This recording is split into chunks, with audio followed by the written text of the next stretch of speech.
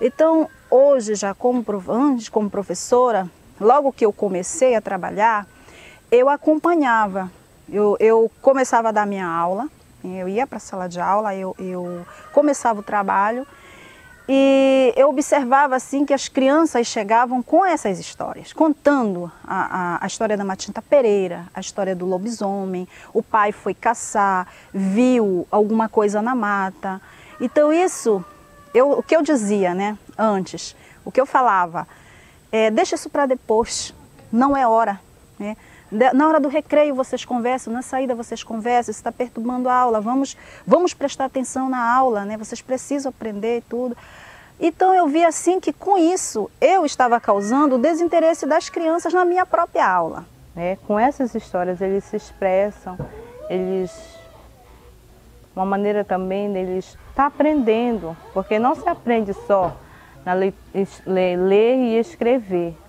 Se também aprende com a vivência, com a sua história. E quando eu conversei com a minha colega, a gente pensou nesse tema de trazer isso como cultura deles, como um resgate de cultura. Ele se levantou, ele viu aquele subiu, aí a velha ia caindo deitada, a Matinta Pereira ia caindo deitada. Aí ela tinha um bicão, um cabelo para baixo e uma asas. Aí ele estava só escutando, aí bateu a asa. Assim. Pra mim, eu acho que é visagem. Aí ela não vinha pisando no mato, ela vinha flutuando. Quando ela olhou pra trás, ela não estava mais. Toda vez que eu tô dormindo, aí eu me acordo meia-noite, aí tem uma mulher lá na minha porta olhando pra mim. Cada dia ela vem com uma cor de roupa. A universidade me abriu a porta para isso, né? E eu passei a relacionar, fazer a relação da mitopoética com a educação. Tá? Então, mitopoética, nesse momento, ela tem que caminhar junto realmente com a educação, porque ela foi minha grande aliada em sala de aula.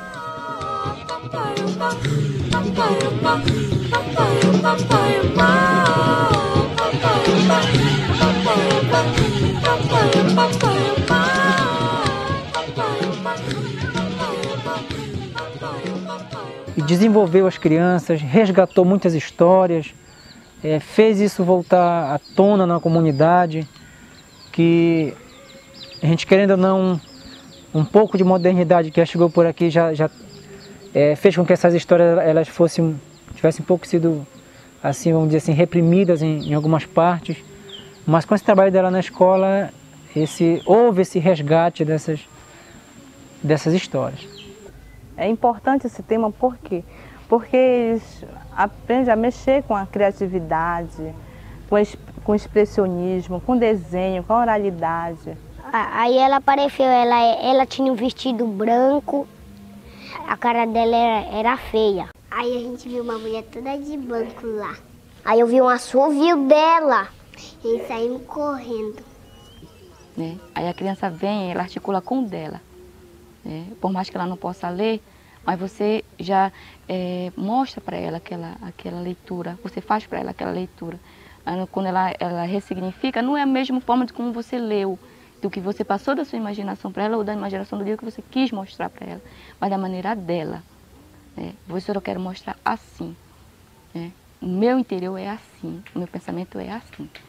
Então é daquela forma que a gente vai conseguir reestruturar também o nosso modo de educar. Quando a Matinta Pereira dá, quando a chuva.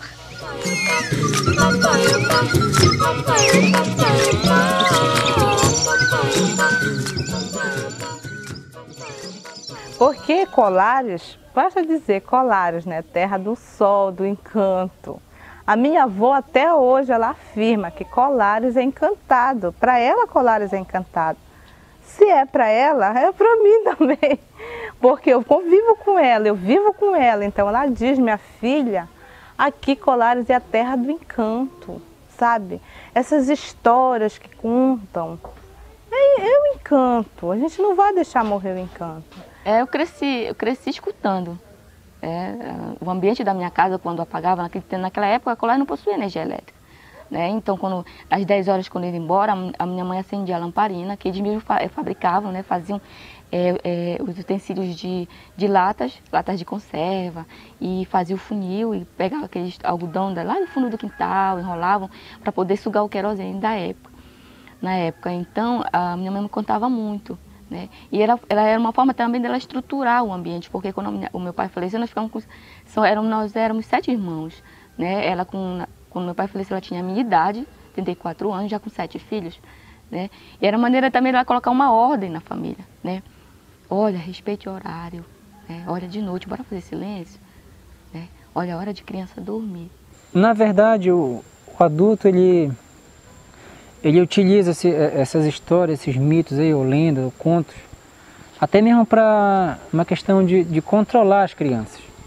Aí vinha um homem na bicicleta velha. Que era o dono desse quintal aqui, porque ele já faleceu. Ela subiu igual a senhora, assim, ó. Fit! Eles trabalham em roça, trabalham fazendo farinha, aí sai da casa, às vezes deixa a criança com um irmão mais velho, mas ele diz, olha, não vai para tal canto, olha, tu viu o que aconteceu com fulano, a Oyara levou ele, ou então a cobra grande está lá na beira do rio, nesse horário, então eu acredito que isso sirva assim, até para o pai, quando está ausente, assim, controlar as crianças. E eu tenho a certeza que no universo dela, elas acabam imaginando várias coisas. E acabam inibindo mesmo assim, elas, né, na questão de desobedecer os pais.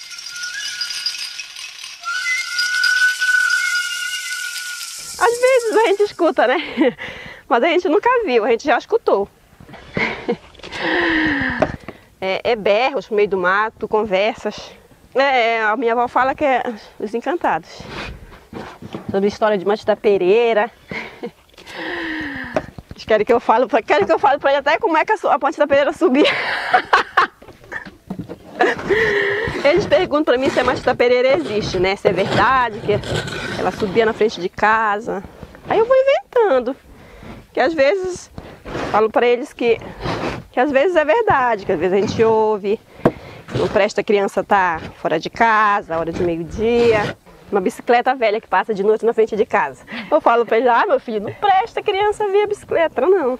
O homem da bicicleta não gosta de criança. Aí ela abriu a janela, o morto deu uma vela para ela soprou a vela e deixou na mesa e foi dormir. Aí depois, quando era de manhã, quando ela viu, era o osso da canela do defunto. Quando meu pai era vivo, ele uma vez quando ele voltava da pesca, já de madrugada, ele apitou uma Matita Pereira na porta de casa. Então o que ela fez? Ele saiu e foi atrás, e cada vez mais ela estava um pouco mais longe. Aí ela pediu para ele voltar porque ela iria mundiá-lo. Então ele voltou. Aí ele dizia, por que ele sabe que ela morreu? Porque os antigos contavam que o espelho dela, ela sabia que ele estava seguindo por causa que as unhas se transformavam em espelho. A história das pessoas me fascina, né? Mas pouco a gente tem essa sensibilidade de sentar com uma pessoa com um pouco mais de idade, 70, 80 anos, que nos passa todo esse conhecimento, uma lição de vida. Ela conta dos 3 cavalheiros, das 4 pontas, assim, ela conta essa história. Então, vira e mexe ela conta pra gente, que o vovô saiu para pescar, aí vinha um senhor a pé aqui do Santo Antônio, então ele saía mais cedo porque ele se encontrava para pescar. E nesse dia o vovô se sentiu mal e foi para casa cedo, não foi pescar. O senhor seguiu para a praia, né? Quando ele chegou lá na praia, vinham os 3 cavaleiros encantados, aqueles cavaleiros andando por cima aqueles cavalos andando por cima da praia. Aí naquele tempo não tinha cavalo em Colares. Da onde surgiu o cavalo? Aí ele chegou na casa do vovô muito assustado, que ele tinha encontrado 3 cavaleiros. Eles estavam vestidos igual um príncipe, né? O cavalo todo branco, aquela coisa bonita. E a vovó, ela conta até hoje isso pra gente. Então, até hoje, nós com toda a nossa, assim, a gente é tudo adulto, mas quando ela se reúne para contar pra gente, a gente fica tudo ali perto dela, a gente quer saber, a gente quer... Então, a gente tem essa vivência com a vovó ainda, assim, das histórias. Então, o que aconteceu? Eles viajaram, para lá, para o fundo, segundo eles, né? Ia fazer a viagem para o fundo para trazer o menino. Só que ele disse o seguinte, meio-dia ou antes da meia-noite, a criança vai aparecer. A vida começou ruim para mim, né, cara? Eu com um ano e 10 meses desapareci, não sei o mistério, não sei como foi, não sei como aconteceu, mas eu sumi, desapareci, passei 5 dias e 5 noites no mato sumido, desaparecido. Meus familiares procuraram, preocuparam. Depois de 5 dias eu apareci misteriosamente, que eu sumi atrás da casa da minha tia e apareci aqui e apareci próximo a outra comunidade aí na estrada já. Depois de muita reza, né, dos pajés da região terem se unido para poder trazer o menino de volta. Então vocês têm que ficar atentos, espalhar pessoas no mato para procurar o menino. E foi o que fizeram, né? Várias pessoas saíram. Só que eles foram para o Arari, foram para o Tororom, que são lugares de trabalho, centros de trabalho, né? Foram aqui para a ponta, para onde ele levaram ele. Encontraram feio. Feio mesmo. Me encontraram falando, né, que me encontraram no reino da Saúba. Isso aí não é história, isso aí não é mito, isso aí foi realidade. Para qualquer habitante aqui dessa região que tenha de 20 anos para frente já consegue lembrar desse fato aí. Você pode perguntar que isso ainda está bem vivo, assim, bem recente na mente das pessoas.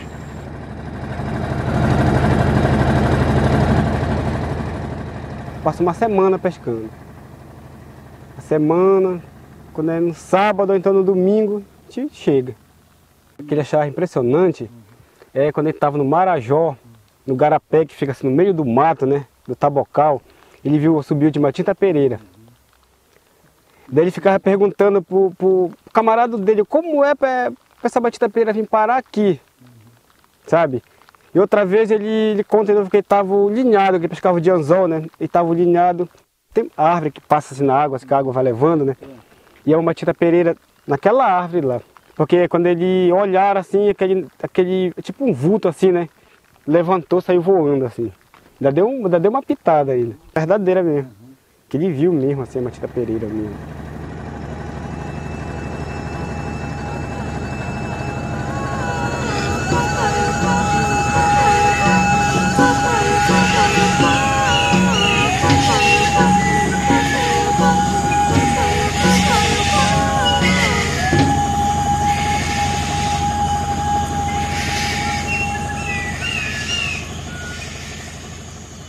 A mitopoética, ela nos ajuda dentro de todas as áreas de conhecimento.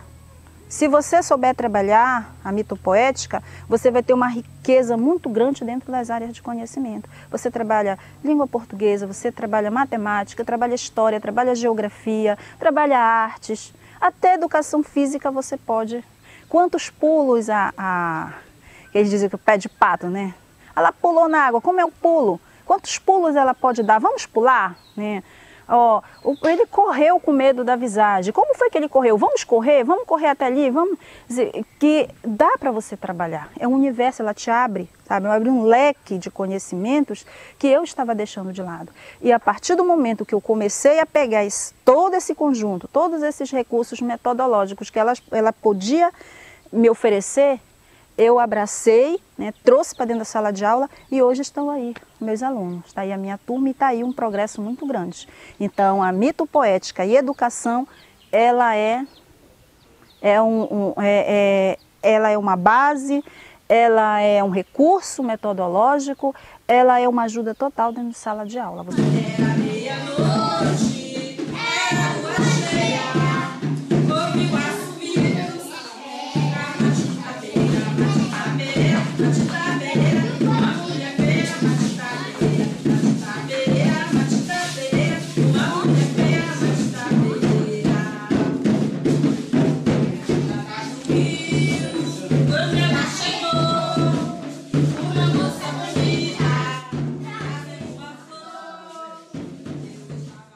Sabendo trabalhar, você trabalha todas as áreas de conhecimento com apenas a história da Matinta Pereira, ou com a história da mãe do rio, né, da mãe da água, ou com outras histórias que podem surgir de acordo com a realidade de cada comunidade, de cada local. A nossa proposta da escola hoje também é levar a criança a conhecer essa cultura.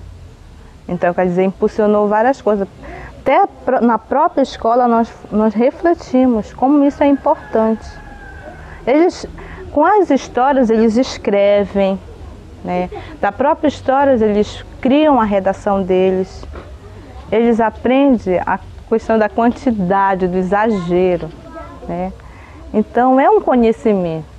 São histórias que só aqui são contadas, né? Que são histórias que não são contadas em outros lugares, né? E isso é interessante pra gente, porque é nosso, é coletivo, né? Ela não quer saber se é verdade ou mentira, ela quer saber que ela sonhou com aquilo, que ela viveu aquilo, que o pai dela conta.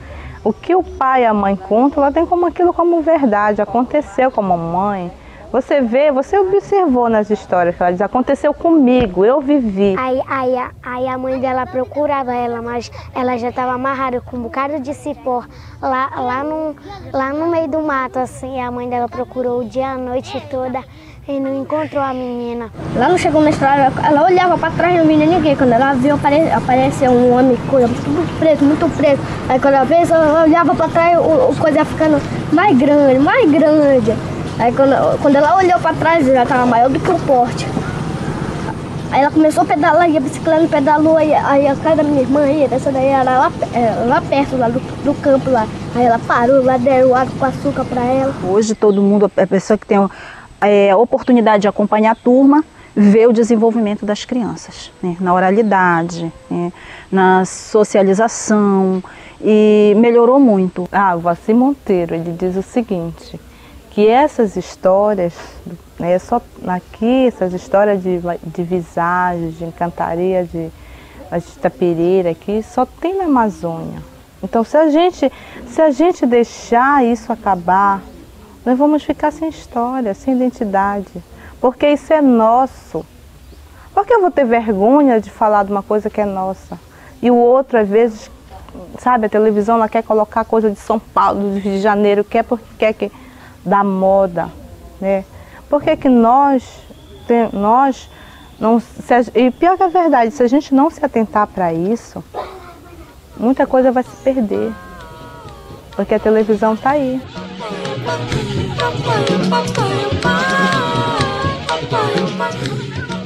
Aí ela disse que ela não queria assistir a aula, ela chegou irritada nesse dia. Não, nesse dia ela chegou irritada mesmo, que ela não queria ficar.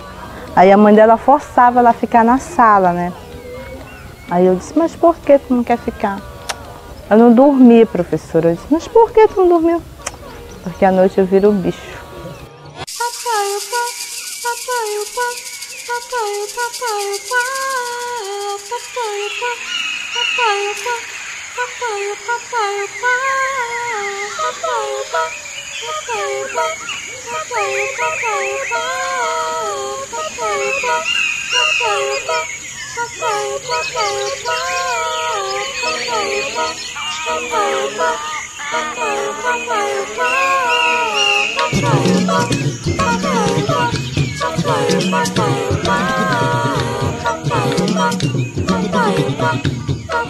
Papai,